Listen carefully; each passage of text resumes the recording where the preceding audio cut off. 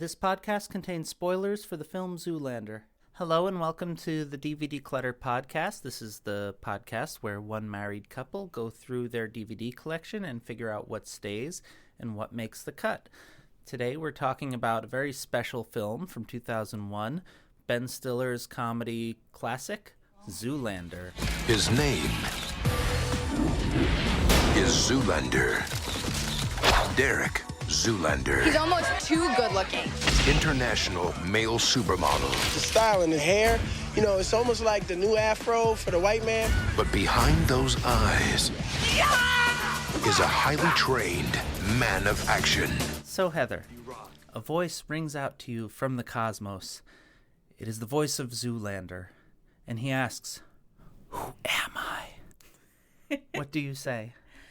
Well, Derek Zoolander, is a male model who came from very humble beginnings in the coal mining towns of South Jersey.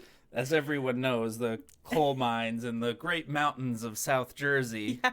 And he made it all the way from there to the big leagues in New York City. He is one of the most popular male models. Up until this point in the movie, he is three-time male model of the year. Yes, at the VH1 Fashion Awards.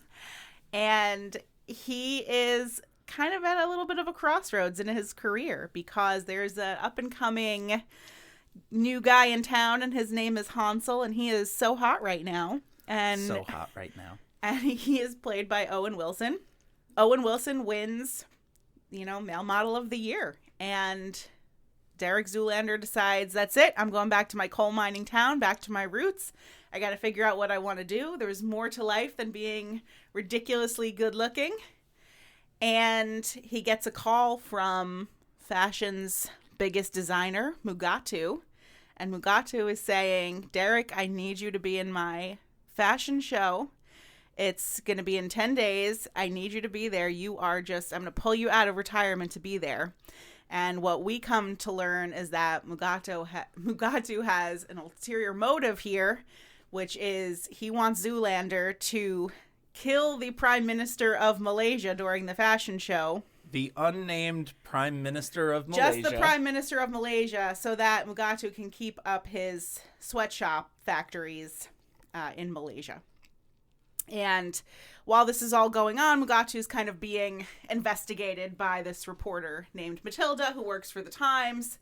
And Matilda befriends Zoolander and Hansel, and chaos ensues in this very silly comedy. So, I always am struck by, you look at comedies. Comedies are kind of tough to talk about in this format. I mean, we did do Bad Santa, but there's a lot of juice to Bad Santa. Yeah. There's a lot of drama. He's really like it takes it subject matter seriously, but the comedy does arise from a general story. This is kind of less so. This is much more of a gag-filled comedy in a lot of ways, but I always find it interesting to kind of look at some of these stories and you break it down to like its main plot, and it's kind of a remake of The Manchurian Candidate. There's a little bit of the parallax view, all of these like paranoid political thrillers of the 60s and 70s that have like this very rich history. And I don't know if you have anything to say about that. I just think that was something interesting to point out for me. I can sort of see that. I feel like this movie is very, very silly. This came out September 28th, 2001. And this was the first movie that I saw post 9/11. Really? Yes, this was me going back to the movies post 9/11. So really was just a few weeks from then. And I really remember this being like the first time I felt normal since then, because, I was in 8th grade and I went with a group of friends after school one day to go see Zoolander. And, I thought it was really funny. I mean, it really had all of the it boys of comedy in the movie at the time. And it also is basically like a who's who of very early 2000s. We get a lot of celebrity cameos in there. And it's really kind of just poking fun at just the silliness of, everything that was kind of going on, and still goes on in the fashion industry and modeling. And it's have kind of complicated feelings going back and watching it now, and I'm kind of interested to see what your take on it is. In terms of it being any deeper than what it is, I'm not really sure that it's there. Yeah. So I did not see it when it came out. Mm-hmm. I would have been more familiar with other people quoting it. Probably people quoting it and missing some of like the actual heart of the film, kind of like, you know, kind of connecting to kind of the crueler aspects of the film on a surface level and not really necessarily appreciating the types of like what it is lampooning. Mm-hmm. You mentioned the It Boys of comedy of the early 2000s, and I feel like a lot of those movies, it's like they do get quoted a lot and they do have like a lot of like the silly performances and stuff, but they don't linger in my head the same way. And I don't know how much of that is just shrinking budgets, how much of that is like the fact that a lot of those are a lot more mean-spirited, I think, than this one. Mm-hmm. One thing that I was really struck by was just like the earnestness of Ben Stiller's performance in this film, where like he always has such really wide eyes and like this sense of like wonder of everything about him. And it's like, wow, I really, really am ridiculously good looking, you know? And I think that's brought up repeatedly, is that he's actually a really nice guy. He's just sort of, you know, he doesn't have a lot going on up there. And that's, you know, that's okay. Like, it doesn't make him a bad person. He's really good at what he does, and he's really good at being ridiculously good looking. And I think it's kind of interesting to see Ben Stiller play a character like this, because I always really like him for playing more of his like straight man comedic roles, like in Meet the Parents and movies like that. So in this one, he's full on character though. And, you know, I think he does a good job, you know, with it. I think it's the running gag throughout the movie is that he only has one look, called like Blue Steel and Le Tigre. But everyone is kind of like, is it one look or is he doing something really subtly different, you know, with his look? Yeah. And it's kind of like, I love that he's putting so much nuance into this character, and this character believes so wholeheartedly that he is serving all these different looks, you know, depending on the kind of modeling that he's doing. And it's kind of sweet. He's kind of a sweet character, actually. You know? He wants to help kids learn how to read good and how to do other stuff good too. Yeah. And, you know, I feel like the sort of competition between him and Hansel, you know, I mean, that sort of fades to the background really quickly because they end up teaming up together to go after. They just had to talk it out. You know, communication is so important. Yeah. I think that he plays really well with Owen Wilson in this movie, who I actually really love. Owen Wilson. I always love Owen Wilson in a comedy, and he's just great here as Hansel. He's so silly and just so charismatic, and I just love. He's just so endearing to me in this movie. Richard Gere's a real hero of mine. Sting would be another person who's a hero. The music that he's created over the years, I don't really listen to it, but the fact that he's making it, I respect that. I think in the same way that Derek is just like kind of like he's just earnestness and no thoughts. Yeah. Hansel is like deeply held belief that he is profound and is a deep thinker and also has no thoughts. Yeah, they're so great. And I love the ways in which they both are.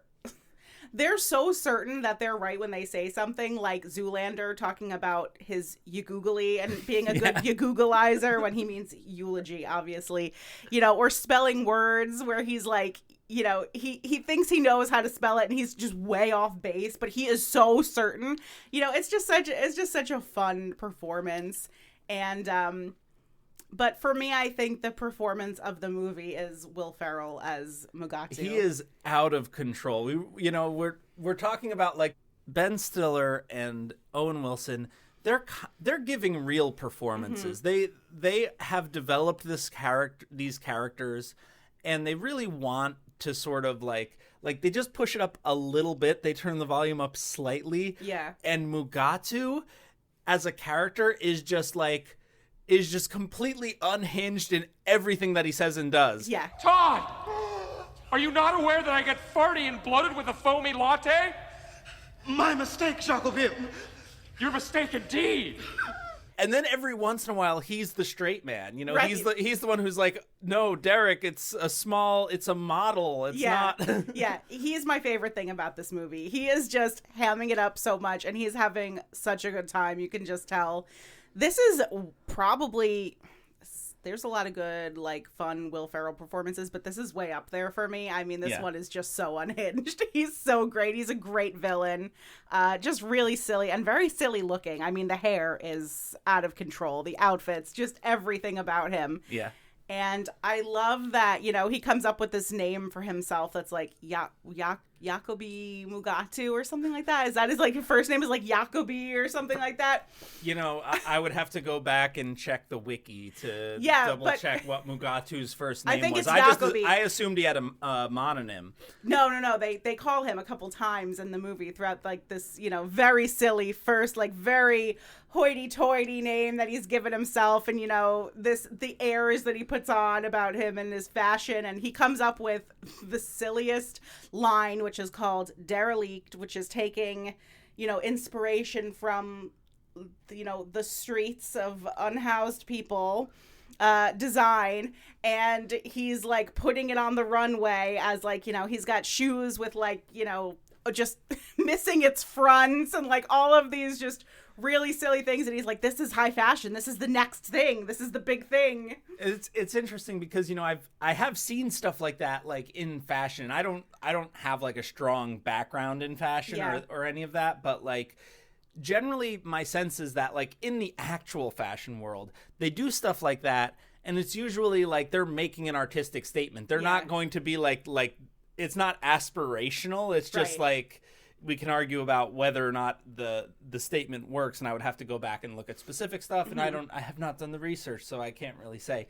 And I love the fact that, like, this is like he's selling this as elegance, but it also is, there's something that rings true about that in terms of, like, what we see in our culture around us, and the way that like wealth kind of has to, like, disguise itself, but also be, you know, also be wealthy, but down to earth, but wealthy, you know, and powerful, relatable, but down to earth and relatable, but but I control everything. Right. And, you know, he comes at fashion with this air of, you know, arrogance and self-importance. And, you know, I bring up the name just because realistically that's not his name. His name is, like, Jake something. It's Moog something, because that's something very silly. Because he invented the keytar, and, like, and Moog is a brand of, was like the original, like, synthesizer.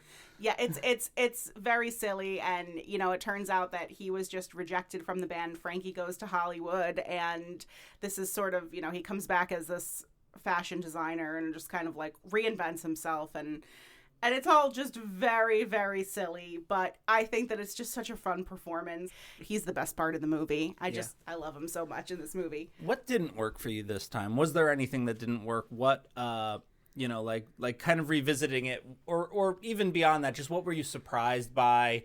What resonates with you differently now? Well, first of all, I think it's a bit over the top for me. I think that my taste in comedy has become a bit more like, I like dark comedies, I like black comedies, more reserved comedy. This one is really, I'm surprised that it stayed in the collection this long after rewatching this, because I was like, this movie is so, you know, kind of zany and not really my type of humor. It's not understated at all, no, you know? No. And then, of course, there are a lot of, you know, there's a lot of fat phobia in the movie. There's a lot of sexist stuff in the movie with the character of, that's Jerry Stiller plays Ballstein, the manager, of Balls Models. Of Balls Models, where he's just, like, randomly grabbing women's butts and being like, tushy squeeze, and I'm just cringing, because, like, I know it's supposed to be silly, but also, you know, when you have Donald Trump making a cameo in the beginning of the movie, I'm just taking this all. We're in a just completely different time than we were 25 years ago. So that doesn't work for me.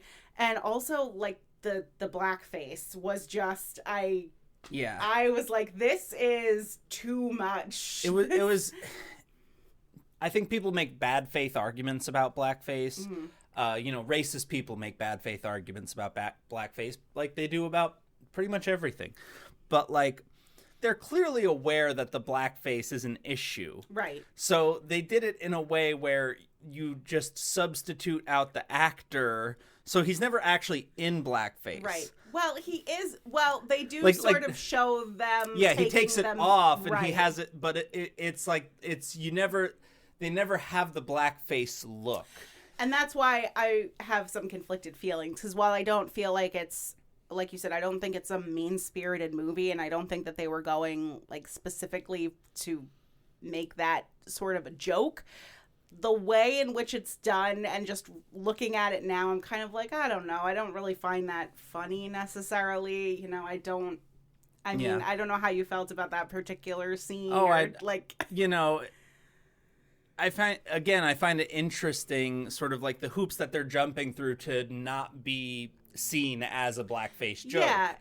And I think that, like, I see that. I've never watched The Cable Guy all the way through, but with Zoolander and with Tropic Thunder, you know, there's a lot of humor where it's like you're kind of blurring the lines between making a racist joke and making a joke about racism. Mm-hmm. There were parts of this film, like specifically during the orgy scene, where it's like, and look, a little person, look, yes.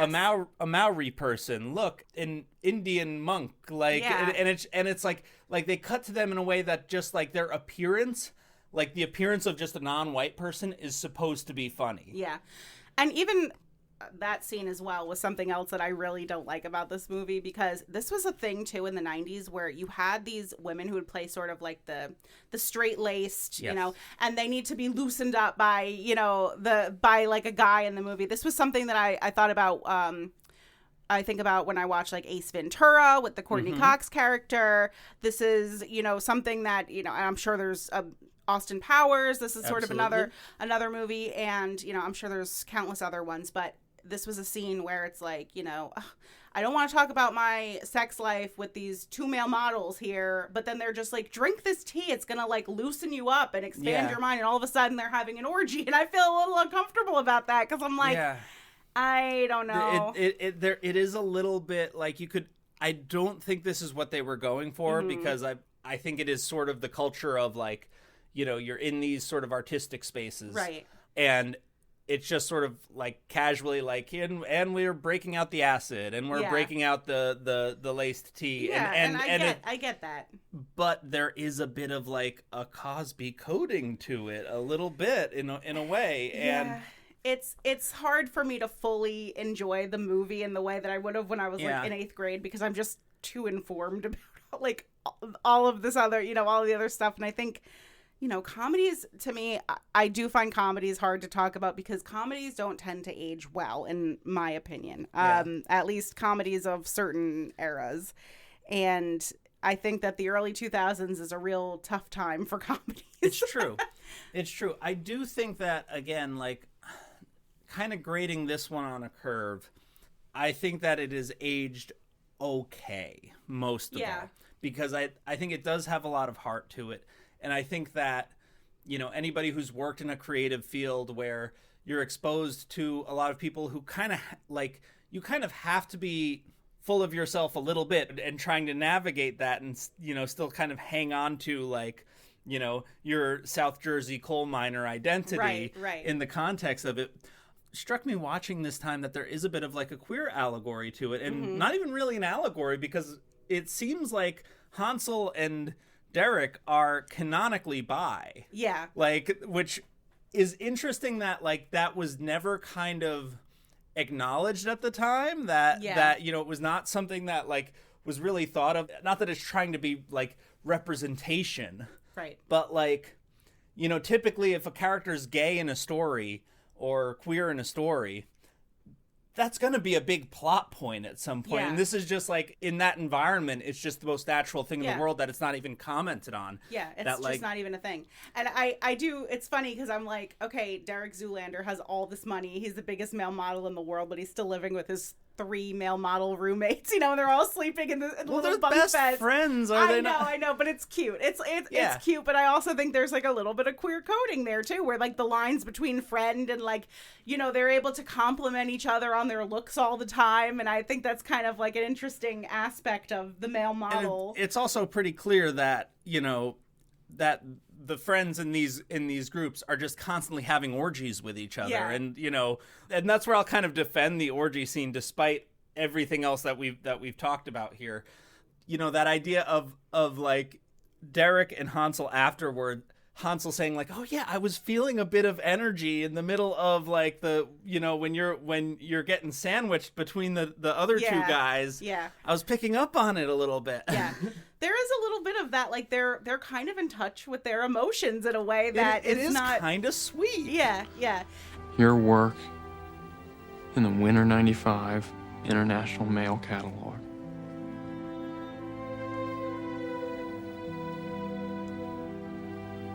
I want to be a model. I freaking worship you, man. I'm sorry I was whack. I was whack. I was whack. It's interesting because I was thinking while we were watching this about sort of like the iterations of you get these kind of, I think they referred to them at the time as like the frat pack. So it was like Ben Stiller, Will Ferrell, all these kind of comedy guys at the time, Owen Wilson. And I think about that. And then I think about like sort of the next generation, which is like Seth Rogen and like with James Franco and, all these kind of guys and I'm thinking of the different types of humor. And I feel like the Ben Stiller era has a lot less. I'm not saying there's not problems there, but I'm wondering where, there's definitely a lot of difference, I think, in the kind of humor that's in a movie like this versus the kind of humor that we see in. You have like this is one of like the very broad comedies of that time, I don't think it's in our collection anymore, but one that I would be fascinated to revisit for this would be Harold and Kumar Go to White Castle. Yeah, that's another one where it's like I think that one actually has a lot of stuff to say. Mm-hmm. But to your point, you have like the very broad comedies of this, Anchorman, a lot of the Adam McKay films, Talladega Nights, The Ballad of Ricky Bobby. A lot of those are very broad and definitely kind of lean toward mean-spiritedness and don't necessarily care much about having sincere characters and sincere representation of these archetypes. And then you have like in the vein of like the 40-Year-Old Virgin, where you have this broad humor, but it is more grounded and it is more based on like real relationships, real emotional weight in the stories. And this is definitely in the former. So I don't really know, like there is a part of me that does kind of miss the broad comedies, but also it's like every time we get one, even like with Naked Gun, I'm like they had to put the R word in it still. What? Why are we? Yeah. Like haven't we figured out how to make this work and make it play and not have to like make me feel bad about going to the movie? I don't want to feel bad when I'm laughing. I don't want to laugh at I don't want to feel like I need to force a laugh at something that I know is not something I should really be laughing at or not something I want to be laughing at. And there are times in this movie where I felt that, there was the use of the R word once, and this is all stuff that comes up time and time again when we go back and watch these movies. Mm-hmm.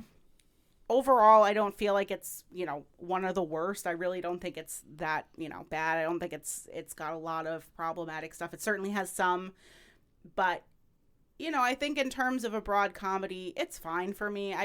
There's a lot of great lines in it, and I feel like all the lines that I have said over and over and over for the past 25 years, like those are all the funniest parts of the movie. Yeah. I don't think the movie overall, like when I'm watching it, I'm like, I don't know how many times I'm actually laughing at this movie. Well, it's like I felt like watching it this time. I'm not necessarily laughing at the jokes, but I'm remembering how it felt to see them the first time. Yeah, and I'm kind of smiling to myself a lot. Yeah, it's very nostalgic. And that's kind of what I feel about the movie overall. Is it's nostalgic.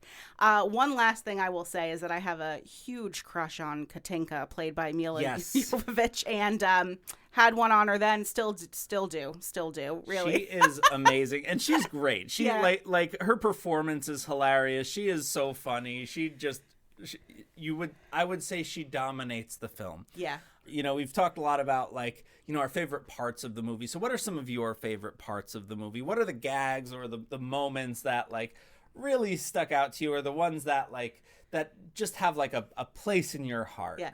It is the Derek Zoolander school for kids who can't read good and want to learn how to do other stuff good too. That scene where Will Ferrell unveils the school and Derek takes it literally that is the size of the school, and what is this, a school for ants?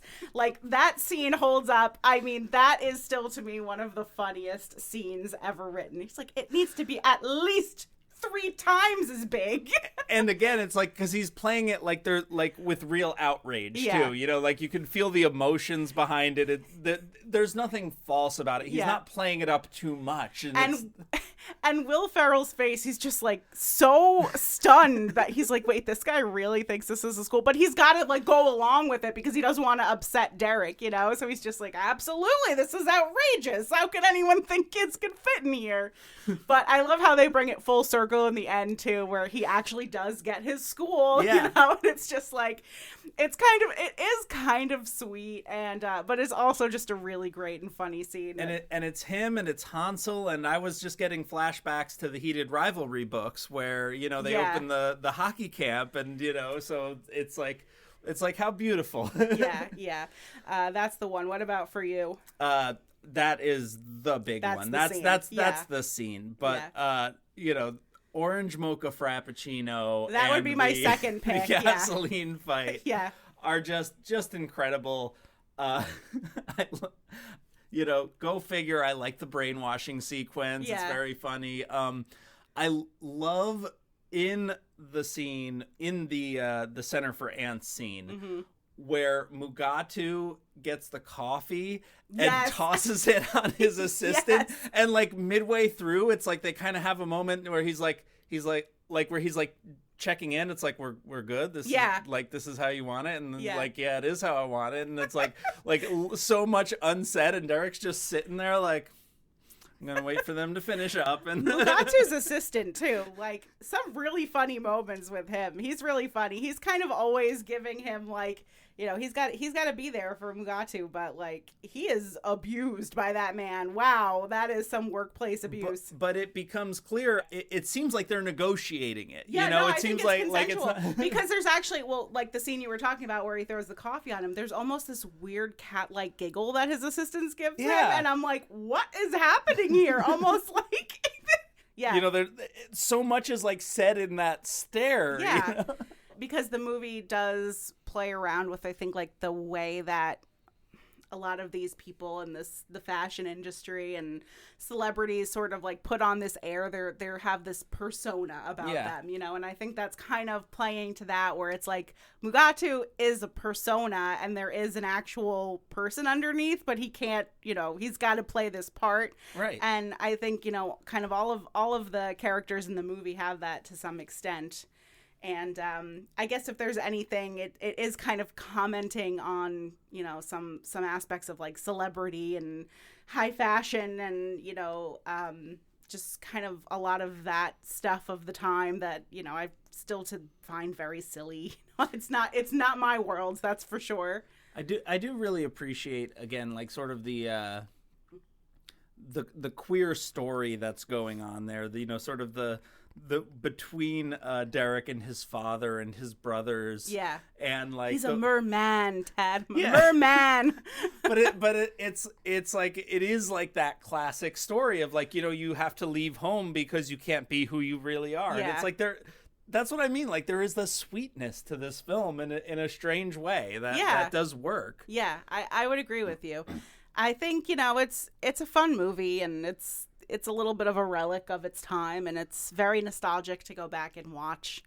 You know, that's kind of when I come away with it. So, tell me, what do you think about the movie? I think it is a very funny movie. Mm-hmm.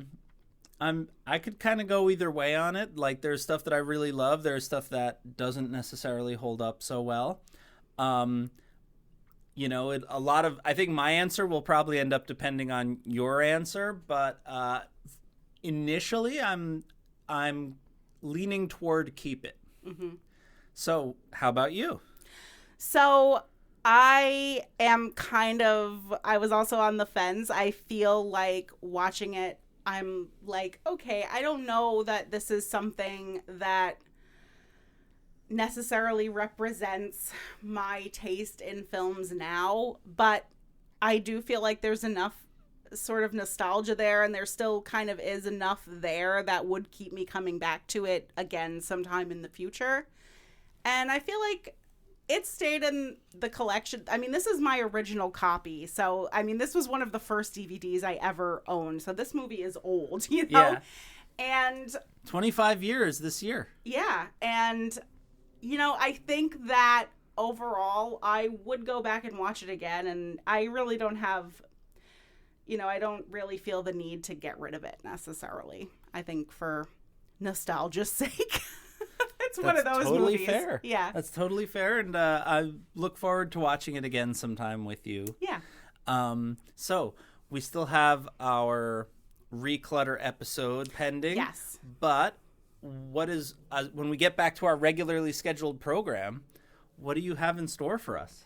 So I actually forgot to pick a movie so far for this week, but I actually obtained a Reclutter, and I think we might be doing that as well.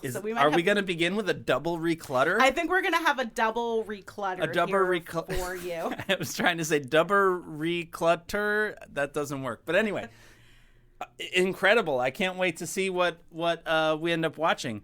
But we still need a regular program. And you were teasing me with it earlier this week, too. I was teasing you with one that I was going to watch. So. No, I think you're thinking of the Reclutter, okay. the Reclutter movie. Well, we still need a movie. We still need to watch a movie. Okay. You know what? We've been talking a lot about Alfred Hitchcock lately, so I think that I would like to go back and check out Vertigo. All right. Because it's been a while since I've seen that, and I remember watching it and kind of not loving it as much as some of the other ones that I've seen, but he's been on my mind this week, and I think I'm in the mood for a Hitchcock film. I am always in the mood to watch Vertigo. There is a lot that I have to say about that one. That is one of my favorite films of all time, and we will get to it next time on DVD Clutter. The Derek Zoolander Center for Kids Who Can't Read Good. What is this? A center for ants. How can children learn how to read if they can't even fit inside the building? Zoolander.